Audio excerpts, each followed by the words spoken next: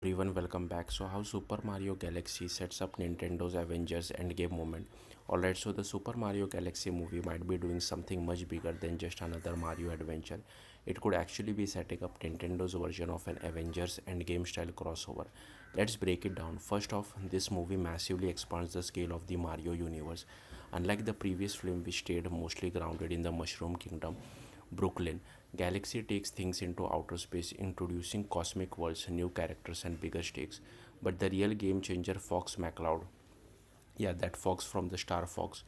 In the movie, Fox isn't just a cameo, he introduced as a refugee from another dimension who ended up in Mario's universe through a wormhole. He's been stuck there working odd jobs as a pilot until he meets Peach, Todd, and eventually Mario. From there, he becomes part of the adventure, helps save Rosalina, and forms a genuine bond with the crew. But here's where things gets interesting. At the end of the film, Rosalina upgrades Fox Irwin's with an interdimensional engine, basically giving him the power to travel across different realities.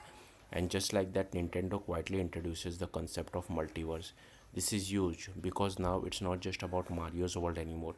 This opens the door for every Nintendo franchise to exist within the same cinematic structure, just in different dimension. Think about it, Zelda, Metroid, Pikmin, Donkey Kong, all of them can now be connected without forcing them into the same world. And Fox, he becomes the perfect bridge between them. He could travel across universes, meet different heroes, and even bring them together when needed, kind of like a cosmic recruiter. Now, take that idea one step further. What if Fox travels attracts something dangerous, something big enough that not a single hero can handle it alone? That's where a larger threat like Tabu from Super Smash Bros. Could come in, and suddenly you got the perfect setup for a crossover event. Fox assembling a team, Mario, Link, Samus, Donkey Kong, and all uniting to fight a common enemy. That's not just a crossover, that Nintendo's Avengers moment. And the best part, it doesn't feel forced. The Super Mario Galaxy movie naturally built towards this idea through its story, using Rosalina's power and Fox upgraded ship as believable tools to connect this world. Even if Nintendo has been cautious about crossover movies in the past, this film quietly lays all the groundwork needed to make it happen.